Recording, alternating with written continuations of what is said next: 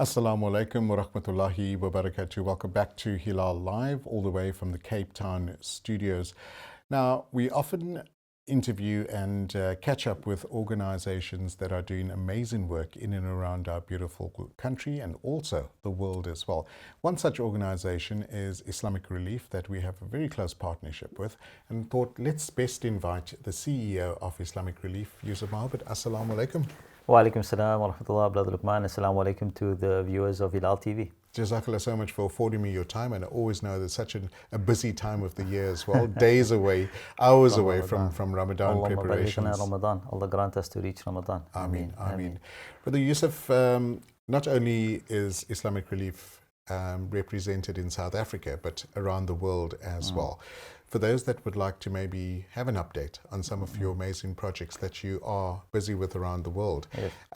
maybe give us some stats with regards to the various countries that you are represented in and the projects that your teams are currently busy with. Inshallah. First of all, Jazakallah khair to yourself, Luqmaan, for inviting us onto your program this evening. As you know, Islamic Relief, alhamdulillah, today is the largest Muslim humanitarian NGO in the world. In fact, this year we'll be commemorating our 40th year of existence, alhamdulillah, official existence. Islamic Relief was first registered back in 1984 in Birmingham, in the UK. You had Dr. Hani, our founder. What an amazing guy. We are such a privilege and honor to speak to him. Yes, mashallah. And he's still very active. Not really, you know, he shares himself with many organizations nowadays. Absolutely. And he's not only dedicated to Islamic Relief, he's sharing his experience and knowledge that he's gained over being a humanitarian for these 40 years and sharing it with other organizations, establishing new institutions, all for us to be able to fulfill the rights of those who have a right over us better and more effectively, alhamdulillah. Right. Alhamdulillah. As you mentioned, as Islamic Relief, we have presence in, alhamdulillah, by the grace of Allah, in over 40 countries now, from Afghanistan, Bangladesh, Nepal, you know, across East Africa, Sudan, Somalia, Ethiopia, West Africa as well, Niger, and Central African Republic, and the Middle East, obviously Syria, Yemen, Gaza, and in over 40 countries, alhamdulillah, Afghanistan also being one of the countries where we have a huge humanitarian response at the moment. Right.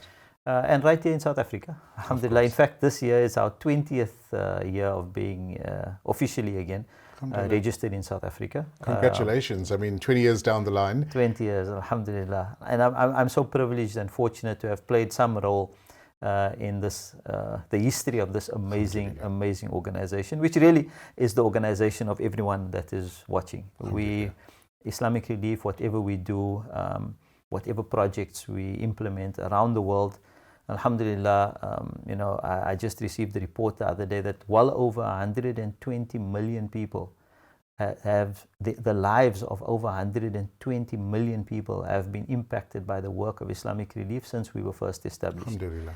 And this again, only by the grace of Allah subhanahu wa ta'ala. And it's really a privilege and an honor to have been part of that. Last year alone, we helped more than 10.3 million people were impacted by the work of Islamic Relief. Over 1 million people just in terms of humanitarian or emergency response.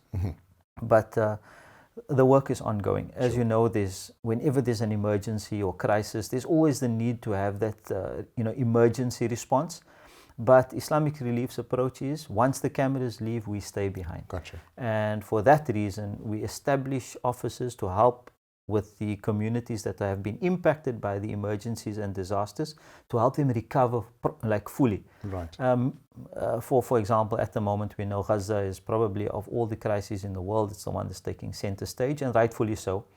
Islamic Relief, our office, we've been working in the Palestinian territory since 1997. Right. You know, we had a presence in Gaza since the blockade was imposed in 2006, and our staff with their families live there, and even in the current situation, they are busy responding as best they can under extremely difficult circumstances. With the various countries that you are represented, I would imagine that it's quite a mammoth task to achieve various of your projects that you undertake.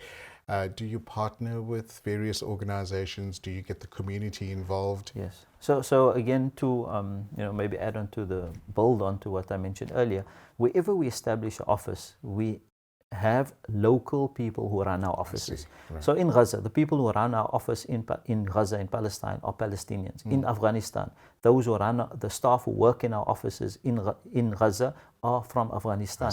So the local people have to take ownership of their own recovery. You have to involve the local people. Firstly, like I said, it's a matter of dignity. Local people being part of whichever humanitarian response, it gives the local people that ownership, and it's not the hand out, but the hand up, right? Okay. So this is our approach, wherever possible, and we cannot do, in many countries that we operate, it's impossible for any single organization to do everything on their own. Of course. So working and partnering with local organizations, even with the major international institutions.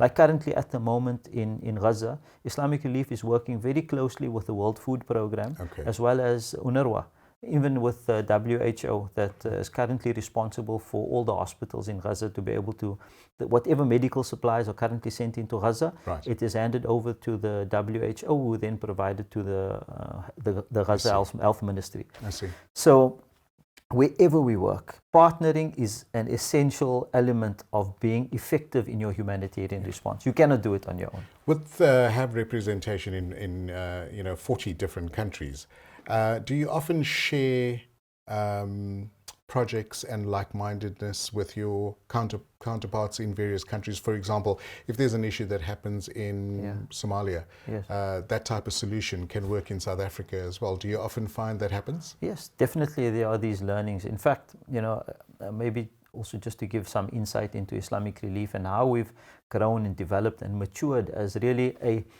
world-leading international humanitarian organization currently. Islamic Relief in 2017, there's an NGO rating agency in Switzerland. They're called NGO Advisor.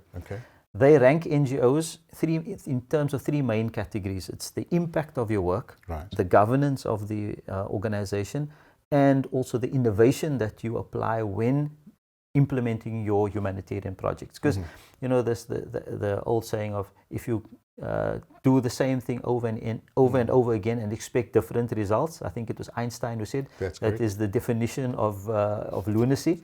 So you have to learn from your mistakes and then improve and enhance what you are doing. So Islamic Relief in that regard is also a very innovative organization. We look at what we've done in different countries, and having this presence, this global presence, you are able to learn from what you've implemented in one country, and where possible, obviously most times you need to adapt it to a certain extent to the context, but then you are able to use that learning and then not reinvent the wheel, but actually develop and enhance what you are doing. So in 2017, Islamic Relief was ranked in the top 20 NGOs in the world when it comes to these three categories. Top 20 in the world.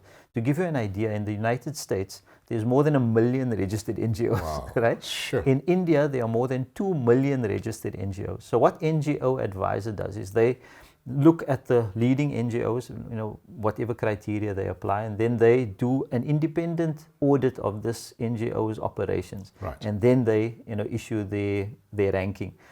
In 2017 as well, Islamic Relief, there's what you call a quality assurance, like in any industry. I'm sure, like even for the the media industry, you have a quality assurance standard, which gives your stakeholders the assurance that this media agency knows what they are doing. So likewise in the humanitarian sector, there's a rating or a quality assurance standard. It's called the Core Humanitarian Standard, CHS. And for the viewers that are watching, you can go and Google it, CHS.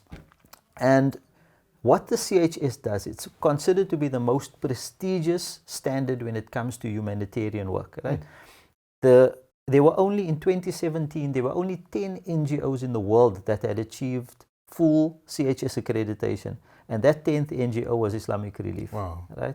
And that speaks volumes, not only about what we do, but about how we do it.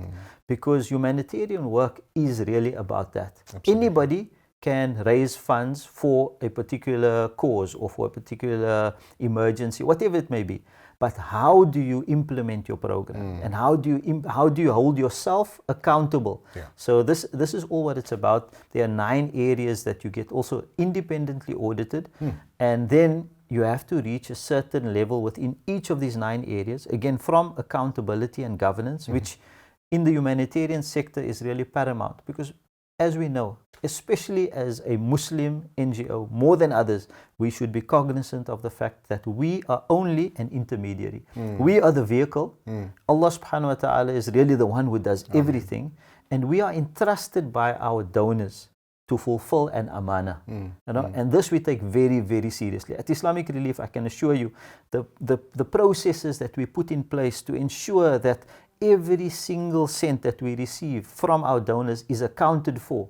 It is really, again, like to achieve CHS accreditation, I can tell you, it's of the highest standard. Alhamdulillah, this we do not for any other reason except that we are accountable, firstly to Allah, firstly and foremostly to Allah subhanahu wa ta'ala, but to all our stakeholders, including primarily our right holders. You must remember, even our donors, and we appreciate our donors, you know, subhanAllah, we can't do what we do without the support of our donors. Absolutely. But what are we doing? Again, like I said, that intermediary role. We are assisting our donors to fulfill the rights of those that are entitled to that donation. Absolutely. You know, we're not doing any favors. And this again, as you met with Dr. Hani, he drills this into every single staff member. And we have, alhamdulillah, at the moment, over 4,000 staff across the world. That this philosophy of you are not the person who does. You are just the tool, right? And you have a responsibility to fulfill your duty as best you can. Otherwise, he's very clear about it. If you do not see this as a mission, then rather leave. Go find a job somewhere else. You know? Wow, that's amazing. We're catching up with CEO of Islamic Relief, Yusuf Mohamed, around some of the amazing projects and the work that they do in and around our beautiful country. After the break, we chat about pertinent issues and other projects. And also, a couple of days away from Ramadan, I know the IR team is always extremely busy making preparations to assist where they can. Join us after the break. You are still watching Hilaal Live.